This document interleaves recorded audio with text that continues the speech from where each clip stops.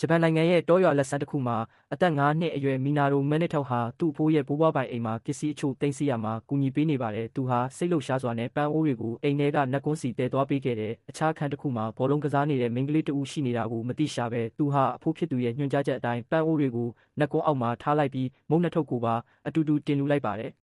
အဲ့ဒီနောက်အဖိုးနဲ့အတူဆူတောင်းနေတော့သူ့နောက်ကနေမိန်းကလေးတယောက်ပြေးသွားတဲ့အတန်ကိုကြားလိုက်ရတယ်။ဒါပေမဲ့လှည့်ကြည့်လိုက်တဲ့အခါဘယ်သူမှမရှိပါဘူး။မီနာတိုကနတ်ကွန်းစီပြန်အာယုံစိုက်လိုက်တဲ့အခါအံ့ဩစရာကောင်းတာကတင်ထားတဲ့မုန့်တွေပျောက်ချင်းမလားပျောက်ကွယ်သွားတာကိုတွေ့လိုက်ရတယ်။သူကသူ့အဖိုးကိုစီးချိုရှိရဲ့သားနဲ့ဘာလို့မုန့်တွေကိုဒီလောက်မြန်မြန်စားပစ်လိုက်တာလဲလို့မေးလိုက်မိတယ်။ဒါပေမဲ့အဲ့ဒီအချိန်မှာပဲသူ့လက်အကြည့်ရုပ်သေးရုပ်လိုကြောက်စရာကောင်းတဲ့မိန်းကလေးတယောက်ထွက်ပြေးသွားတာကိုတွေ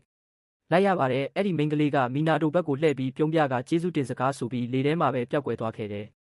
မီနာတိုကကြောက်လန့်တကြားနဲ့သူ့အဖိုးကိုအကာအကွယ်ရအောင်ဖတ်ထားလိုက်မိတယ်။ဒါပေမဲ့အဖိုးအိုကတော့သူ့မြေးဖြစ်သူဟာတာမန်လူတွေမမြင်နိုင်တဲ့နတ်ဝိညာဉ်တွေကိုနောက်ဆုံးမှမြင်နိုင်စွမ်းရှိလာပြီးမှုတကယ်ကိုဝမ်းသာနေခဲ့တာပါ။သူကမီနာတိုကိုအခုလောလောဆယ်တော့မင်းကနတ်ကောင်းနှက်မြက်တွေကိုပဲမြင်နိုင်သေးတာဒါပေမဲ့ဒါကတင်အတော်လေးကိုလုံလောက်နေပါပြီလို့ပြောပြပါတယ်။မီနာတိုကအခုနကထူဆန်းတဲ့မိန်းကလေးကဘသူလဲလို့မေးတဲ့အခါအဖိုးဖြစ်သူကသူမဟာဒီအိမ်မှာရာစုနှစ်ပေါင်းများစွာနေထိုင်လာခဲ့တဲ့အိမ်ဆောင်နတ် House Spirit တပားဖြစ်ကြောင်းပြန်ဖြေခဲ့ပါတယ်။အဖိုးအိုကအဲ့ဒီဆိုပေပေနတ်ကလေးကတခါတရံမုံတွေကိုခိုးစားရင်လဲစိတ်မဆိုးဖို့နဲ့အဲ့ဒီလိုလုံးမဲ့အစာမုံတွေကိုလိုလားလားမျှဝေပေးဖို့ပြောပါတယ်မီနာတိုမှာလူအများစုမသိနိုင်တဲ့ထူးခြားတဲ့ပါရမီတစ်ခုရှိနေပြီးတနေ့မှာဒါဟာသူ့ကိုတေချာပေါက်ကူညီပေးလိမ့်မယ်လို့လည်းပြောပြခဲ့ပါတယ်နှစ်ပေါင်း15နှစ်ကြာသွားတဲ့အခါအခုဆိုရင်မီနာတိုဟာလူကြီးတစ်ယောက်ဖြစ်လာပြီးစွန့်ပစ်ထားတဲ့အင်ကြီးတအိမ်ကိုစောင့်ရှောက်ရတဲ့ပထမဆုံးအလုပ်ကိုရရှိခဲ့ပါတယ်။သူဟာစိမ့်လန်းဆိုပြီးမျက်စိတစုံစပားခင်းတွေရှိတဲ့ဝေးလံတဲ့ရွာလေးတစ်ရွာမှာဘတ်စကားဘောကနေဆင်းလိုက်ပါတယ်။မီနာတိုဟာလက်ဆွဲမြေပုံအတိုင်းတိတ်ဆိတ်အေးချမ်းတဲ့ရွာလေးကိုဖျက်ဆီးပြီးသူ့ရဲ့ဥတီယာစီရှောင်းလန်းလာခဲ့ရာမကြာခင်မှာပဲမကောင်းဆိုးဝါးအငွေ့တက်တွေလွှမ်းခြုံနေတဲ့ကြီးကျယ်ခမ်းနားတဲ့အင်ကြီးတအိမ်စီရောက်ရှိသွားပါတယ်။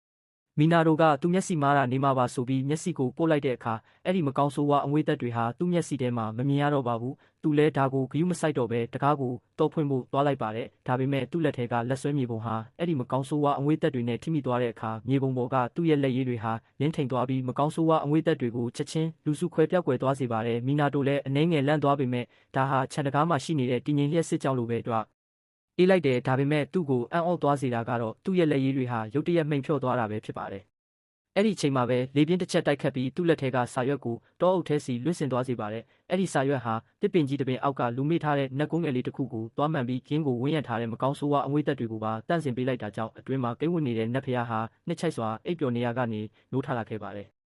တစ်ဖက်မှာလည်းမီနာတိုဟာအိမ်ကြီးကိုလှည့်ပတ်ကြည့်ရှုရင်းဒီအိမ်မှာတော်တော်ကြီးတဲ့ဥယျာဉ်တစ်ခုရှိနေတာကိုတွေ့ရပြီးပေါင်းမြက်တွေကိုရှင်းလင်းဖို့အတွက်ကျွမ်းကျင်သူတစ်ယောက်ရဲ့အကူအညီလိုအပ်လိမ့်မယ်လို့တွေးနေပါတယ်။ထို့နောက်သူဟာတစ်တာတွေကိုစတင်ဖွင့်လှစ်ရင်းတစ်ဖက်ကလည်းသူ့အမေနဲ့ဖုံးပြောကတပြိုင်နက်တည်းမှာအလုပ်တွေအများကြီးလုပ်နိုင်စွမ်းရှိသူတစ်ယောက်လိုမှတ်စုတွေနဲ့လုပ်ရမယ့်အလုပ်စရင်းတွေကိုအလုပ်ရှုပ်ခံရေးမှတ်နေပါတယ်။မီနာတိုကသူ့အမေကိုဒီလောက်ကြီးတဲ့အိမ်ကြီးကိုစောက်ရှောက်ဖို့ကျွန်တော်ကတကယ်ပဲအသင့်တော်ဆုံးလူဟုတ်ရဲ့လားလို့မေးပါတယ်။သူ့အမေကတော့ဒါကမင်းအဖေရဲ့အဝေးတင်ဦးလေးတစ်ယောက်ကအငိမ့်စားယူရင်နေဖို့စောက်ခဲ့တာဒါပေမဲ့သူအငိမ့်စားမယူရခင်မှာပဲဆုံးပါသွားခဲ့လို့မိသားစုဝင်တွေအနေနဲ့ဝိုင်းဝန်းစောင့်ရှောက်ပေးနေရတာလို့ပြန်ပြောပြတယ်။မီနာတိုကဒီအိမ်ကတကယ်နေရာကောင်းမှရှိနေတာကိုဘာလို့အခုထိမယောင်းကြသေးတာလဲလို့မေးတဲ့အခါသူ့အမေကအိမ်လာကြည့်တဲ့သူအချို့ရှိခဲ့ပေမဲ့အားလုံးကအကြောင်းပြချက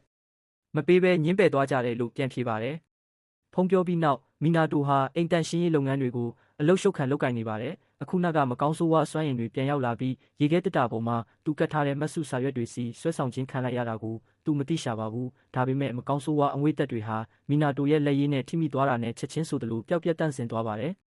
အတန်ကြာတော့မီနာတိုဟာအိမ်တန့်ရှင်းရေးကိုအပြီးတက်ပြီးဥယျာဉ်ထဲကိုတစ်ခေါက်ပြန်ကြည့်ပါတယ်။အံ့ဩစရာကောင်းတာကဘသူမှမသိတဲ့သူတစ်ယောက်ကပန်းစည်းတစ်ခုကိုထားခဲ့တာကိုတွေ့လိုက်ရတယ်။ဒီလိုကြိုဆိုတဲ့လက်ဆောင်မျိုးကိုဘသူလာထားခဲ့တာလဲဆိုပြီးဇဝေဇဝါဖြစ်နေတော့ခြုံပုတ်ထဲမှာခွေးမျက်နှာလိုတရဝတစ်ကောင်ကိုလှမ်းမြင်လိုက်ရပြီးရင်းဟာချက်ချင်းပျောက်ကွယ်သွားခဲ့ပါတယ်။နောက်တနေ့မှာမီနာတိုဟာဥယျာဉ်မှူးတစ်ယောက်ကိုခေါ်ပြီးပေါင်းမြက်တွေကိုရှင်းလင်းခိုင်းပါတယ်။ဥယျာဉ်မှူးကမြက်တွေရှင်းပေးပြီးနောက်ဥယျာဉ်ထဲမှာပန်းအချို့စိုက်ချင်သလားလို့မေးပါတယ်။မီနာတိုကသူဟာအိမ်ဆောင်ရုံတက်ပဲမို့အဲ့ဒီလိုဆုံးဖြတ်ချက်မျိုးကိုမချနိုင်ကြောင်းပြောပြတဲ့အခါဥယျာဉ်မှူးကစိတ်တက်နေနဲ့ကြာသွားပုံရပါတယ်။ရုတ်တရက်ဥယျာဉ်မှူးရဲ့ပခုံးပေါ်မှာမကောင်းဆိုးဝါးအငွေ့တက်တွေဝန်းရံလာပြီးသူ့ပခုံးဟာတပတ်လောက်ရှိပြီဖြစ်ပြီးနာကျင်နေကြောင်းညှိတွားပါတယ်။တိုက်ဆိုင်ပဲအဲ့ဒီအချိန်မှာမီနာတိုရဲ့လက်ရေးပါတဲ့စာရွက်တစ်ရွက်ဟာဥယျာဉ်မှူးစီလွင့်ပါသွားပြီးမကောင်းဆိုးဝါးစွမ်းရည်တွေကိုတန့်စင်ပေးလိုက်တာကြောင့်ဥယျာဉ်မှူးရဲ့နာကျင်မှုတွေချက်ချင်းပျောက်ကွယ်သွားပါတယ်။မီနာတိုကတော့ဒီလူဟာသစိမ်းတွေရှိမှဒီလိုပုံစံမျိုးလုပ်ပြနေတာကြောင့်စိတ်ကျမ်းမာရေးချို့တဲ့နေတာဖြစ်ရမယ်လို့တွေးလိုက်မိတယ်။ဒါပေမဲ့အဲ့ဒီနောက်မှာသူ့ရဲ့လက်ရေးတွေဟာထပ်မံမိန်ဖြော့သွားတာကိုသတိပြုမိသွားပြီးသူ့ရဲ့အိမ်ရှိဝရန်တာမှာတော်ရိုင်းဆေးဘက်ဝင်အပင်တပင်လာထားတာကို ကိလိုက်ရပြန်တဲ့သူကဥယျာဉ်မှုကိုဓာတူယူလာပေးတာလားလို့မေးပေမဲ့ဥယျာဉ်မှုကညှင်းဆိုခဲ့တာကြောင့်မီနာတိုဟာဒီအိမ်မှာတကယ်ပဲဘာတွေဖြစ်ပျက်နေတာလဲဆိုပြီးတွေးတောမိသွားပါတယ်နောက်တနေ့မနက်မှာတော့သူဟာအိမ်ရှိဝရန်တာမှာတောရိုင်းတတိအချို့ကိုထပ်မံတွေ့ရှိရပြီးခြံစည်းရိုးပေါ်ကနေတခုခုခုန်ကျော်သွားတာကိုအဖြတ်တောက်မြင်လိုက်ရတယ်ဒါကရခင်ကနတ်သမီးလေးကမုံတွေအတွက်ကျေးဇူးတင်လက်ဆောင်ဖြစ်လေးပွင့်ဆိုင်ကလပ်ပါရွက်ထားခဲ့ဘူးတာကိုသတိရစေပြီးအခုဘာဖြစ်နေလဲဆိုတာကိုသူသဘောပေါက်သွားပါတယ်သူဟာအမည်မသိနတ်ဝိညာဉ်အတွက်လက်ဆောင်အချို့ပြင်ဆင်ပေးဖို့ဆုံးဖြတ်လိုက်ပြီးဝိုင်နဲ့မုံအချို့ချင်းတွေဝယ်ဖို့ချက်ချင်းပဲဈေးထွက်ခဲ့ပါတယ်လက်ဆောင်တွေကိုဝရန်တာမှာပြင်ဆင်ချထားရင်နတ်ဝိညာဉ်ကဒါကိုကြိုက်ပါမလားလို့သူတွေးနေမိတဲ့အဲ့ဒီအချိန်မှာပဲနတ်ဝိညာဉ်ရောက်ရှိလာပြီးအရသာရှိတဲ့အနံ့အသက်တွေကိုရှုရှိုက်ကခန့်ညားထဲဝါတဲ့ခွေးပြူကြီးတစ်ကောင်ရဲ့ဖြစ်တည်မှုအစစ်မှန်ကိုဖော်ပြလာပါတယ်။အဲ့ဒီခွေးနတ်ဝိညာဉ်ကမီနာတိုကိုနှုတ်ဆက်လိုက်တဲ့အခါတရိတ်ဆန်တစ်ကောင်စကားပြောတာကိုမြင်ပြီးမီနာတိုလက်ဖြတ်သွားခဲ့တယ်။ဒါပေမဲ့ခွေးကြီးကတော့စိတ်ဆိုးသွားပြီးသူဟာအနီးနားကတောင်ကိုစောက်ရှောက်တဲ့တောင်ဆောက်နှက်မင်းရမရဲ့အမဖြစ်ကြောင်းကြ။တင်ညာလိုက်ပါတယ်မီနာတိုဟာအဲ့ဒီစကားကိုကြားပြီးနောက်မှာတော့ချက်ချင်းပဲစိတ်အေးသွားပါတယ်ဘာလို့လဲဆိုတော့စကားပြောတဲ့ခွေးနဲ့တွေ့တာထက်နတ်ဖျားတစ်ပါးနဲ့တွေ့ဆုံရတာကပိုပြီးဖြစ်နိုင်ခြေရှိတယ်လို့တွေးလိုက်လို့ပါယာမဟာလူသားတစ်ယောက်ကနတ်ဖျားတစ်ပါးနဲ့တွေ့ရတာကိုဒီလောက်အေးစစ်စစ်တုံ့ပြန်တာကိုအံ့ဩသွားပေမဲ့သူရှိကပစ္စည်းတွေကိုပိုပြီးစိတ်ဝင်စားနေခဲ့ပါတယ်မီနာတိုကဒါတွေဟာအရင်ကပေးခဲ့တဲ့လက်ဆောင်တွေအတွက်ကျေးဇူးတုံ့ပြန်တာပါလို့ပြောတဲ့အခါယာမဟာအသားကင်တွေကိုချက်ချင်းပဲအားရပါရမျက်ရည်ရှက်ရည်စားသုံးပါတော့တယ်မီနာတိုကဝိုင်ကောတောက်ဦးမလားလို့မေးတဲ့အခါယာမကသူဟာစွမ်းရည်တွေပြန်လည်ရရှိအောင်နာလန်ထူနေတော့မို့လို့နတ်သမားတော်ကအရက်မတောက်ဖို့တားမြစ်ထားကြောင်းပြောပါတယ်မီနာတိုကဝိုင်စားရေကိုပဲငှက်ပေးလိုက်ပါတယ်ရေတောက်ပြီးနောက်ယာမဟာမီနာတိုကိုအခုထိကူညီပေးခဲ့တဲ့များအတွက်ကျေးဇူးတင်စကားဆိုပါတယ်သူအားနဲ့နေစဉ်အတွင်းမှာမကောင်းဆိုးဝါးနတ်ဝိညာဉ်တွေဟာပုံမအားကောင်းလာပြီးရွာတစ်ခုလုံးကိုလွှမ်းမိုးချုပ်ကင်ထားခဲ့ကြောင်းသူ့ကိုယ်တော်တုံ့နှောင်ထားခဲ့ကြကြောင်းယာမကရှင်းပြပါတယ်ဒါပေမဲ့မီနာတိုကမကောင်းဆိုးဝါးစွမ်းရည်တွေကိုတန့်စင်ပေးပြီးသူ့ကိုလွတ်မြောက်စေခဲ့တာပါမီနာတိုကဒါကိုအသေးစိတ်ထပ်ရှင်းပြဖို့တောင်းဆိုတဲ့အခါယာမကမင်းရဲ့လက်ရည်တွေမှာမကောင်းဆိုးဝါးတွေကိုနှင်ထုတ်နိုင်တဲ့စွမ်းအားရှိတယ်လို့ပြန်ဖြေပါတယ်အခုမှပဲမီနာတိုအတွက်အရာအလုံးဟာရှင်းလင်းသွားပါတော့တယ်ဒါပေမဲ့အဲ့ဒီအချိန်မှာပဲဥယျာဉ်မှုကပစ္စည်းတစ်ခုမိကြံခဲ့လို့ပြန်ရောက်လာပါတယ်မီနာတိုဟာထိတ်လန့်သွားပြီးဒီလောက်ကြီးမားတဲ့ခွေးပေါက်ကြီးတစ်ကောင်သူ့အနားမှာရှိနေတာကိုဘယ်လိုရှင်းပြရမလဲဆိုပြီးပူပန်သွားတယ်ဒါပေမဲ့မီနာတိုကလွယ်လို့အခြားဘသူမှယာမကိုမမြင်နိုင်ကြပါဘူးမီနာတိုကယာမရဲ့ရေခွက်အလွတ်ဖြစ်နေတာကိုသတိပြုမိသွားပြီးရိုးရိုးရေအစားဆိုဒါရေ sparkling water ကိုငှဲ့ပေးလိုက်ပါတယ်ယာမဟာဆိုဒါရေကိုမြည်ဆန်းကြည့်လိုက်တာနဲ့တစ်ဆက်ဆက်တုံသွားပြီးဒီအမြုပ်ထားတဲ့ဖြော်ရည်ကသူ့ခန္ဓာကိုယ်အပေါ်တက်ရောက်မှုကိုတိတ်တဆိတ်သဘောကျသွားပါတယ်။သူရေတောက်နေတော့မှမီနာတိုကသူ့ရဲ့လက်ရည်တွေဟာမကောင်းဆိုးဝါးတွေကိုဘယ်လိုနည်းနဲ့တိုက်ခိုက်နိုင်တာလဲလို့မေးပါတယ်။ယာမကတယောက်ယောက်ကမင်းရဲ့လက်ရည်ကိုချီးမွမ်းမှုတလားလို့မေးတဲ့အခါမီနာတိုကလွန်ခဲ့တဲ့အချိန်အတော်ကြာကသစိမ်းတယောက်ကသူ့လက်ရည်ကိုတကယ်ပဲချီးမွမ်းခဲ့ဘူးတာကိုသတိရသွားပါတယ်။သူဟာကျောင်းပရောဂျက်တစ်ခုအနေနဲ့သူ့မိသားစုရဲ့ရေပူစမ်းလုပ်ငန်းအတွက်လိပ်စာဆိုင်ဘုတ်တစ်ခုကိုထုစစ်ခဲ့ဘူးပါတယ်။တနေ့မှာထုဆန်းတဲ့ဖောက်တဲ့တယောက်ကသူ့မှာတကယ်ကိုထူးခြားတဲ့လက်ရည်ပါရမီရှိနေကြောင်းနဲ့ဒီဆိုင်ဘုတ်ကိုဘယ်တော့မှမဖြုတ်ပစ်ဖို့ပြောခဲ့ပါတယ်။ထို့အပြင်မီနာတိုကိုသူ့အိမ်အတွက်ဆိုင်ဘုတ်တွေပို့လုပ်ဖို့တိုက်တွန်းခဲ့ပြီးသူ့အတွက်ပါဆိုင်းဘုတ်တစ်ခုလုပ်ပေးဖို့တောင်းဆိုခဲ့ပါသေးတယ်။ယာမဟာအဲ့ဒီထူးဆန်းတဲ့လူဟာနတ်ဝိညာဉ်ရေးရာစွမ်းရည်တွေကိုမြင်နိုင်စွမ်းရှိတဲ့သူဖြစ်ရမယ်လို့သဘောပေါက်သွားပြီးမီနာတိုကလည်းအဲ့ဒီလူရဲ့စကားတွေကြောင့်အတက်ကအခုဆိုရင်အိမ်လိပ်စာဆိုင်းဘုတ်တွေထူးဆစ်ရတာဟာသူ့ရဲ့ဝါသနာတစ်ခုဖြစ်လာကြောင်းပြန်ပြောပါတယ်။သူဟာဒီအိမ်အတွက်လည်းဆိုင်းဘုတ်အချို့လှုပ်ထားတာရှိတာကြောင့်ယာမကခင်းတို့ကိုအိမ်ရှိတကားနဲ့အိမ်နောက်တကားတွေမှာချက်ချင်းသွားချိတ်ဖို့ခိုင်းပါတယ်။မီနာတိုကအဲ့ဒီလိုလှုပ်လိုက်တာနဲ့တပြိုင်နက်အိမ်ကြီးရဲ့ပတ်ပတ်လည်မှာအစွမ်းထက်တဲ့အကာအကွယ်တားဆီး barrier တစ်ခုထွက်ပေါ်လာပါတယ်။မီနာတိုဟာဒါကိုမြင်ပြီးအံ့အားသင့်သွားပြီးယာမကဒီတားဆီးဟာဘလို့မကောင်းဆိုးဝါးစွမ်းရည်မျိုးကိုမဆိုဒီအိမ်သားကိုမကတ်နိုင်အောင်တားဆီးပေးလိမ့်မယ်လို့ရှင်းပြပါတယ်။ရက်အနှဲငယ်ကြာပြီးနောက်ယာမဟာမုတ်စားဖို့အတွက်မီနာတိုစီထပ်မံရောက်ရှိလာပါတယ်။သူဟာမုတ်စားနေတော့မှရုတ်တရက်ခန္ဓာကိုယ်ကနေအလင်းရောင်တွေတောက်ပလာတာကြောင့်မီနာတိုကသူဟာပိုကီမွန်ဖုံမလိုမျိုးအဆင့်ဆင့်ပြောင်းလဲတော့မှလားလို့တွေးမိသွားတယ်။ယာမကမီနာတိုကသူ့ကိုအစာကျွေးပြီးရိုသေလေးစားမှုပေးနေတာကြောင့်သူ့ရဲ့စွမ်းအားတွေပြန်လည်ရရှိလာတာဖြစ်ကြောင်းပြောပြပါတယ်။ဒါကြောင့်မီနာတိုကသူ့ကိုပိုပြီးတောက်ပလာအောင်အရင်ကထပ်ပိုပြီးတော့ရိုသေလေးစားမှုတွေပြသလိုက်ပါတယ်။ဒါပေမဲ့သူဟာအဲ့ဒီနတ်ဖျားရဲ့တောက်ပတဲ့အလင်းပြောင်တန်ကိုမခံနိုင်တာကြောင့်အလင်းကိုပြန်ပိတ်ပေးဖို့ယာမကိုတောင်းဆိုလိုက်ရပါတယ်။တစ်ချိန်တည်းမှာပဲရွာရဲ့အခြားတနေရာမှာတော့လင်းတို့ဆုံးတိုက်ဖြတ်ရေးသမား Exorcist အဖွဲ့တစ်ဖွဲ့ဟာစွန့်ပစ်ထားတဲ့ကိုယ်တော်တစ်ခုအတွင်းမကောင်းဆိုးဝါးနတ်ဝိညာဉ်တွေကိုတိုက်ခိုက်နေကြပါတယ်။သူတို့ရဲ့ခေါင်းဆောင်ကမကောင်းဆိုးဝါးအများစုကိုနှိမ်နင်းနိုင်ခဲ့ပေမဲ့တကောင်ကတော့လွတ်မြောက်သွားပြီးရွာမစီကိုဥတီပြေးသွားပါတယ်။အဓိကဆုံးတိုက်ဖြတ်ရေးမှုကပြင်းနောက်ကိုလိုက်လံဖမ်းဆီးရင်းနဲ့အဲ့ဒီမကောင်းဆိုးဝါးဟာလမ်းခုလက်မှာရှိနေတဲ့မီနာတိုကိုတိုက်ခိုက်လိမ့်မယ်ဆိုပြီးစိုးရိမ်နေခဲ့ပါတယ်။ဒါပေမဲ့ဩစရာကောင်းတာကအဲ့ဒီနတ်ဝိညာဉ်ဟာမီနာတိုနဲ့ထိမိသွားတာနဲ့တပြိုင်နက်ချက်ချင်းပဲပြတ်ကွယ်သွားခဲ့ပါတယ် ဆုံးတိုက်ဖြတ်ရေးမှုကဒါကိုမြင်ပြီးအံ့အားသင့်သွားကမီနာတိုကိုအဆင်ပြေရဲ့လားလို့မေးပါတယ်မီနာတိုကတော့ငိုမဲမဲနဲ့သူ့ရဲ့ဝယ်ရမယ့်ပစ္စည်းစရင်း shopping list ဟာရုတ်တရက်မှိန်ဖြော့ပြောက်ကွယ်သွားတာကြောင့်သူဘာရီရေးထားမှန်းမသိတော့ဘူးလို့ပြောပါတယ်ဆုံးတိုက်ဖြတ်ရေးမှုကသူ့ကိုအခြေအနေမှန်တွေကိုအခုထိမရှင်းပြနိုင်သေးတာကြောင့်မီနာတိုရဲ့ဝယ်ရမယ့်ပစ္စည်းစရင်းကိုပြန်မှတ်မိလာအောင်တရုတ်ပြစကားထားကစားနီး Tom Charitis နဲ့ကူညီပေးနေခဲ့ပါတယ်တစ်ဖက်မှာတော့တန့်စင်သွားတဲ့မကောင်းဆိုးဝါးနတ်ဝိညာဉ်ဟာတောက်ပတဲ့ငွေရောင်ဘောလုံးလေးတစ်ခုအဖြစ်လိမ့်ထွက်သွားပါတယ်အဲ့ဒီအချိန်မှာပဲယာမဟာမီနာတိုရဲ့အိမ်မှာတယောက်တည်းရှိနေပြီး၆သွေးဆိုးရွားနေတဲ့ဥယျာဉ်ကြီးကိုကြည့်ပြီးစိတ်မသက်မသာဖြစ်နေတာကြောင့်သူ့ရဲ့စွမ်းအားကိုအသုံးပြုပြီးဂင်းကိုပြုပြင်မွမ်းမံဖို့ဆုံးဖြတ်လိုက်ပါတယ်နောက်တနေ့မနက်မှာတော့မီနာတိုဟာသူ့ဥယျာဉ်ထဲကစိမ့်လန်းဆူပြည်ရဲ့မြက်ခင်းပြင်နဲ့ရေပြည့်နေတဲ့ရေကန်ကြီးကိုမြင်ပြီးနိုးထလာခဲ့တယ်သူဟာဒီလပတဲ့မြင်ကွင်းကိုကြည့်ပြီးမြင့်တက်သွားကယာမကိုကျေးဇူးတင်စကားဆိုပါတယ်ဒါပေမဲ့တောင်ဆောက်နှက်မင်းကြီးရဲ့ခန္ဓာကိုယ်အရွယ်စားကသေးငယ်သွားအားရာကိုမြင်ပြီးအံ့ဩသွားရပြန်တယ်ယာမကသူဟာစွမ်းအားတွေကိုအသုံးပြုလိုက်တာကြောင့်တေးသွားတာဖြစ်ပြီးမကြခင်မှာပုံမှန်ရွယ်စားပြန်ဖြစ်လာလိမ့်မယ်လို့ဖြေပါတယ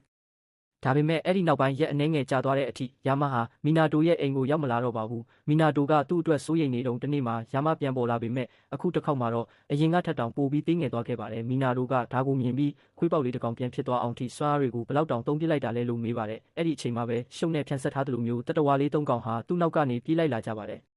်မီနာတိုကယာမဟာသူ့ရဲ့နတ်ဝိညာဉ်ဇနီးတဲ့နဲ့ဖောက်ပြန်ပြီးကလေးတွေရလာလားဆိုပြီးလန့်သွားခဲ့ပေမဲ့ယာမကသူ့ကိုအလုတ်ကျွေးပြုဖို့အတွက်သူ့ရဲ့စွမ်းအားနဲ့တပည့်စီခံလေးတွေကိုဖန်တီးလိုက်တာဖြစ်ကြောင်းပြောပြပါတယ်။အဲ့ဒီတပည့်လေးတွေကသူတို့ Series Zero Tori Torai နဲ့ SOXO လို့မိတ်ဆက်ကြပြီးမီနာတိုကသူတို့နဲ့ပထမဆုံးတွေ့ဆုံခြင်းအထိမ့်မှတ်အနေနဲ့အရသာရှိတဲ့အချိုပွဲမုံတွေနဲ့ဧည့်ခံဖို့ဆုံးဖြတ်လိုက်ပါတယ်။တပည့်လေး၃ကောင်ဟာမုံတွေကိုမြင်းရည်ရှက်ရည်စားသုံးရင်းမီနာတိုဟာကဘာပေါ်မှာသူတို့ရဲ့အချစ်ဆုံးတငယ်ချင်းဖြစ်ကြောင်းကြေညာကြပါတယ်သူတို့ဟာအများကြီးစားပြီးဝရန်နာပေါ်မှာပဲအိပ်ပျော်သွားကြပါတယ်အဲ့ဒီအတော်အတွင်းမှာပဲယာမဟာသူ့ရဲ့စွမ်းအားတွေနဲ့မူလအရွယ်အစားကိုပြန်လည်ရရှိသွားပါတယ်သူဟာမီနာတိုစီကိုဧည့်သည်တယောက်ရောက်နေတာကိုအာယုံခံမိလိုက်ပြီးအဲ့ဒီလူဟာရခင်ကတွေ့ခဲ့တဲ့ဆုံးတိုက်ဖြတ်ရေးမှုပဲဖြစ်ပါတယ်သူဟာအင်ကြီးပက်ပက်လေကမြင့်မြတ်တဲ့နတ်ဝိညာဉ်ရေးရာစွမ်းရည်တွေကိုမြင်ပြီးချွေးပြန်နေခဲ့တာပါမီနာတိုကသူ့ကိုအိမ်ထဲကိုဖိတ်ခေါ်လိုက်ပြီးအဲ့ဒီလူကသူ့ကိုယ်သူကျွမ်းကျင်ဆုံးတိုက်ဖြတ်ရေးသမားဟာရာမာဖြစ်ကြောင်းမိတ်ဆက်ပါတယ်မီနာတိုအတွက်တော့ဆုံးတိုက်ဖြတ်ရေးသမားတွေတကယ်ရှာတိတယ်ဆိုတာကိုယုံကြည်ဖို့ခက်ခဲနေတော့မှာပဲဟာရာမာကမီနာတိုမှာသူကြုံဘူးသမျှလူတွေထပ်ပိုပြီးကြီးမားတဲ့စွမ်းအားရှိကြောင်းပြောပြပါတယ်သူကမီနာတိုကိုဈေးထဲမှာမတိစိတ်ကနေမကောင်းဆိုးဝါးတကောင်ကိုဘလို့တန့်စင်ပေးခဲ့လဲဆိုတာကိုတတိပေးပြီးမကြသေးမီကမကောင်းဆိုးဝါးနတ်ဝိညာဉ်တွေအရေးအတွက်တိုးပွားလာနေပြီးအင်းတို့ကိုနှိမ်နှင်းဖို့ဆုံးတိုက်ဖြတ်ရေးသမားမလုံလောက်ကြောင်းပြောပါတယ်ဒါကြောင့်မို့လို့သူဟာမီနာတိုရဲ့အင်းစာရွက် Dawsmans တွေကိုဝယ်ချင်တာဖြစ်ပေမဲ့မီနာတိုကတော့သူ့မှာအဲ့ဒီလိုမျိုးဘာမှမရှိဘူးလို့ဆိုပါတယ်ယာမကမီနာတိုကိုဟာရာမာကမင်းရဲ့လက်ရေးပါတဲ့စာရွက်တွေကိုလိုချင်နေတာလို့ပြောပြပြီးအဲ့ဒီဆုံးတိုက်ဖြတ်ရေးသမားမှာသူ့ကိုမြင်နိုင်လောက်တဲ့နတ်ဝိညာဉ်ရေးရာစွမ်းအားမရှိကြောင်းပါဖွင့်ဟလိုက်ပါတယ်။မီနာတိုကဟာရာမာကိုသူ့မှာဝယ်ရမယ့်ပစ္စည်းစရင်းပဲရှိတာပါလို့ပြောလိုက်တာကြောင့်ဟာရာမာဟာစွန့်သွားရပါတယ်။အဲ့ဒီစာရွက်လေးကမကောင်းဆိုးဝါးတွေကိုနှင်ထုတ်နိုင်တယ်ဆိုတာကိုသူမယုံနိုင်ပေမဲ့ဒါဟာမီနာတိုသိထားသမျှအားလုံးပါပဲ။ဒါကြောင့်မီနာတိုဟာဟာရာမာအတွက်အင်းစာရွက်အချို့လုပ်ပေးဖို့ဆုံးဖြတ်လိုက်ပါတယ်။သူဟာစာရွက်စာမျက်နှာတွေပေါ်မှာသူနှစ်သက်တဲ့လူကြီးမင်းကြိုက်မင်းသမီးတွေရဲ့အမည်တွေကိုရေးချလိုက်ပါတယ်။ဟာရာမာကတော့တစုံတစ်ခုသောဂါထာမဏ္ဍန်တွေကိုမျှော်လင့်ထားခဲ့တာမို့လက်ဖက်ရည်တွေတီးကုန်ပါတော့တယ်။ဒါပေမဲ့မီနာတိုရဲ့လက်ရည်တွေဟာမယုံနိုင်တော့အောင်ကြီးမားတဲ့နတ်ဝိညာဉ်စွမ်းရည်တွေနဲ့လင်းထိန်နေတာကိုတွေ့ရတာကြောင့်သူဟာဝမ်းမြောက်ဝမ်းသာလက်ခံလိုက်ပါတယ်။သူကငွေစက်ကူထုတ်ကြီးကိုအဖိုးအခအဖြစ်ပေးအပ်ပေမဲ့မီနာတိုကသူဟာစာရွက်ပေါ်မှာရှောက်ရေးထားတာတသက်ပဲမှုညှင်းဆိုခဲ့ပါတယ်ဒါပေမဲ့ဟာရာမာကလက်မလျှော့ပဲမီနာတိုကိုဒီငွေတွေကိုကြိုတင်ပေးငွေအဖြစ်တင်ထားဖို့တိုက်တွန်းပါတယ်။ယာမကလည်းငွေကိုလက်ခံလိုက်ဖို့ပြောတာကြောင့်မီနာတိုလည်းဆက်ပြီးညှင်းမနေတော့ပါဘူး။သို့တော်လည်းသူဟာရာမာကိုလိန်ညာစားနေတယ်လို့မျိုးခံစားရတာကြောင့်အပိုကန်ကောင်းခြင်းတွေရရှိစေဖို့အတွက်ဟာရာမာရဲ့လက်ပေါ်မှာကျန်ငါးပွင့်ပုံစံ pentagram တစ်ခုကိုဆွဲပေးလိုက်ပါတယ်။အဲ့ဒီအချိန်မှာပဲဟာရာမာဟာသူ့အဖွဲ့အစည်းကနေဖုန်းခေါ်ဆိုမှုတစ်ခုရရှိပြီးဘန်တစ်ဆက်ကားတွေက Joe Street လိုမျိုးတရေမကောင်းဆိုးဝါးကိုတွားဓာတ်ရောက်နှိမ်နှင်းဖို့ချက်ချင်းပဲထွက်ခွာသွားပါတယ်။သူ့ရဲ့အသင်းဖော်တွေကဒီလောက်အစွမ်းထက်တဲ့နတ်ဝိညာဉ်ကိုသူတယောက်တည်းမတိုက်ခိုက်နိုင်ကြောင်းပြောနေကြပြီးမကောင်းဆိုးဝါးကသူ့ကိုတိုက်ခိုက်လာတဲ့အခါဟာရာမာလည်းထိတ်လန့်သွားပါတယ်။ဒါပေမဲ့အဲ့ဒီအချိန်မှာပဲသူ့လက်ပေါ်ကကျင်ငါးပွင့်ပုံစံဟာလင်းထိန်လာပြီးမကောင်းဆိုးဝါးနတ်ဝိညာဉ်ဟာချက်ချင်းပဲအငွေ့ပြန်ပြောက်ကွယ်သွားခဲ့ပါတယ်။ရက်အနှဲငယ်ကြာပြီးနောက်မီနာတိုဟာသူ့ရဲ့ဝင်ငွေနဲ့ထွက်ငွေကိုတွက်ချက်နေပြီးအတူချုပ်ပြောရရင်သူဟာတကယ့်ကိုပတ်စံပြက်လက်နေပါတယ်။သူဟာတယောက်ယောက်ကဘာလုပ်ရမလဲဆိုတာကိုလာပြောပြမလားဆိုပြီးမျက်နှာချက်ကိုမော့ကြည့်ရင်ဟာရာမာပေးခဲ့တဲ့ငွေမြောက်များကိုသူဘလို့မြန်မြန်သုံးပစ်လိုက်မိလဲဆိုတာကိုတွေးနေပါတယ်။အကြောင်းရင်းကတော့သူ့ရဲ့နတ်ဝိညာဉ်ဧည့်သည်တော်တွေနဲ့သူတို့ရဲ့အရသာရှိတဲ့မုတ်တွေအပေါ်တက်မှတ်မှုကြောင့်ပဲဖြစ်ပါတယ်။ မီနာတိုဟာယာမရဲ့တပည့်လေး၃ကောင်ခရံမုတ်တွေကိုအရသာရှိရှိစားနေတာကိုကြည့်နေပြီးသူတို့ကကျေးဇူးတင်စကားဆိုကြပါတယ်ဒီလိုအရသာရှိတဲ့မုတ်တွေဟာဈေးကြီးမှာတေးချတယ်လို့သူတို့ကပြောတဲ့အခါမီနာတိုကသူဟာသူ့ရဲ့ဧည့်သည်တွေကိုအကောင်းဆုံးအရေးသွေးရှိတဲ့ပစ္စည်းတွေကိုပဲပေးချင်တာမို့စိုးရင်စရာမလိုကြောင်းပြန်ပြောပါတယ်တစ်ချိန်တည်းမှာပဲယာမဟာနှစ်ပေါင်း200တက်တန်းရှိတဲ့ဆိုင်ကနေဝယ်လာတဲ့ဈေးကြီးတဲ့ဂျပန်ရိုးရာမုတ်အချိုတွေကိုငြိမ်ရည်ရှက်ရည်စားသုံးနေပါတယ်မီနာတိုကတော့သူတို့ရဲ့အစာကျူးမှသူကြောင့်သူဒေဝါလီခံရတော့မဲ့အခြေအနေကိုမပြောရရှာပါဘူးထို့အပြင်ပစ္စည်းအညံ့စားတွေကျွေးရင်လည်းသူတို့ကစိတ်ကောက်တတ်ကြတာကြောင့်ဈေးပေါ်တာတွေလည်းဝယ်ကျွေးလို့မရပါဘူးဒါကိုမသိရှာတဲ့ယာမကတော့မုံတွေကိုဆက်ပြီးစားသုံးနေရင်းနဲ့ရုတ်တရက်ဥယျာဉ်ထဲကရေကန်ထဲမှာထူးဆန်းတဲ့တရဝတစ်ကောင်ကိုသတိပြုမိသွားပါတယ်နောက်တစ်နေ့မှာမီနာတိုဟာအစားအသောက်ဝယ်ယူဖို့ဈေးကိုသွားရင်းအချိန်ပိုင်းအလုပ်သမားရှာဖွေနေတဲ့ကဖေးဆိုင်တစ်ခုရှိမှရပ်တက်လိုက်ပါတယ်သူဟာယာမနဲ့သူ့တပည့်တွေအတွက်မုံတွေပိုဝယ်ပေးနိုင်ဖို့အလုပ်တစ်ခုလုပ်ရမလားလို့တွေးနေမိပေမဲ့အချိန်ပိုင်းလုံးနဲ့တော့ငွေအလုံးလောက်ရမှာမဟုတ်ဘူးဆိုတာကိုသဘောပေါက်သွားပါတယ်ရုတ်တရက်အနီးနားမှာကန်ဆန်းမဲဖောက်ပေးနေတာကိုတွေ့ရတာကြောင့်သူ့ရဲ့ကန်ကိုစမ်းသပ်ဖို့မဲလက်မှတ်တစ်စောင်ဝယ်လိုက်ပါတယ်သူဟာပထမဆုံးအကြိမ်ကန်ဆန်းမှုမှာတင်ပထမဆုကိုစုခုရရှိသွားပြီးရန်တသိန်းကိုစုကြေးဖြစ်ရရှိခဲ့ပါတယ